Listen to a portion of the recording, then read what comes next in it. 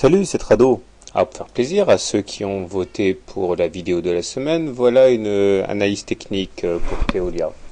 Bon, alors effectivement, hein, après une augmentation de près de 20% séance du 29 janvier, il était clair que nous devions assister à un moment ou à un autre, une sorte de consolidation. C'est chose faite avec la séance de vendredi. Maintenant, il y a beaucoup de choses à dire. Je vais passer sur ce qui est évident avec les supports et résistances que tout le monde aura vu, pour m'appesantir surtout sur ce qui est généralement moins mis en exergue.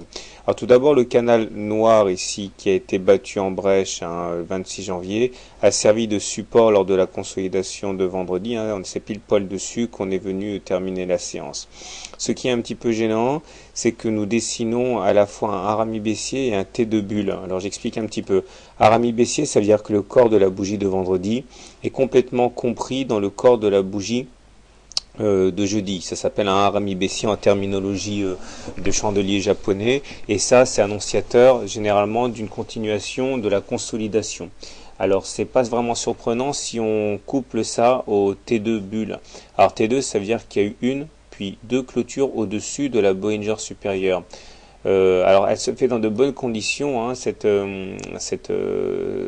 clôture au-delà de la Bollinger supérieure, puisque la Bollinger supérieure et la Bollinger inférieure divergent, ce qui veut dire que nous sommes en place pour pérenniser une sortie hors des Bollinger, c'est-à-dire qu'on est en place pour avoir un T3, c'est-à-dire une troisième clôture au-delà de la Bollinger supérieure. Malheureusement, il y a quelque chose qui est important à noter, toujours en analyse des Bollinger, c'est que nous avons fait une bulle. Alors la bulle, ça veut dire que la bougie est complètement en apesanteur par rapport à la Bollinger supérieure. Elle ne la touche pas du tout, séance de vendredi. Alors que par exemple, séance de jeudi, c'était un T1 uniquement. Il y a une clôture au-dessus de la Bollinger, mais avec contact avec la Bollinger. C'est pas le cas de vendredi. Là, par exemple, c'est pas des bulles, parce qu'on a une clôture au-dessus des Bollinger, mais un contact avec la Bollinger. Et généralement, quand on a une bulle, c'est pas bon. Ça augure d'un retour justement sur la Bollinger supérieure pour reprendre contact, et très souvent, c'est-à-dire dans la plupart des cas, cela se manifeste par un enfoncement par la suite de la Bollinger supérieure.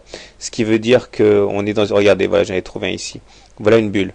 C'est-à-dire séance du 1er septembre, une bougie entière au-dessus de la Bollinger supérieure, et puis badaboum, on a réintégré la Bollinger après, puis après on est allé chercher la M7, puis la M20.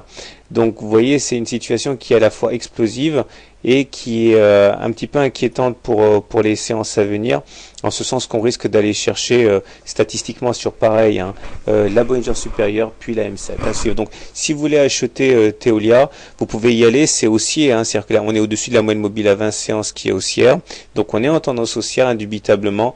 Malheureusement, on s'expose avec cette configuration harami baissier et avec un T2 bulle à une continuation de la consolidation. Alors jusqu'où?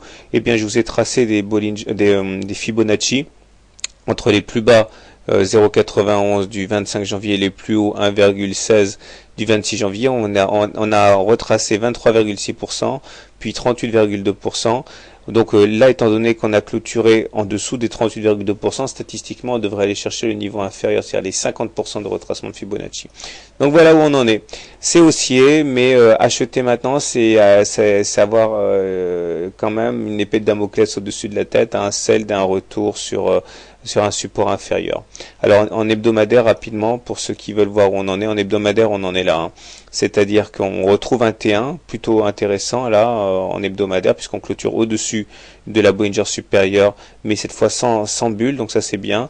Et également, on a réussi à casser la tendance baissière, puisque ça faisait maintenant depuis juin 2011 qu'on n'avait pas réussi à clôturer significativement au-dessus de la moyenne mobile à 20 semaines, c'est chose faite. Donc on a cassé la tendance baissière. On n'est pas encore en tendance haussière, mais on a en tout cas réussi à inverser la tendance, du moins à la neutraliser. Voilà, donc neutre en hebdomadaire, aussi en journalier, mais consolidation à très court terme envisageable.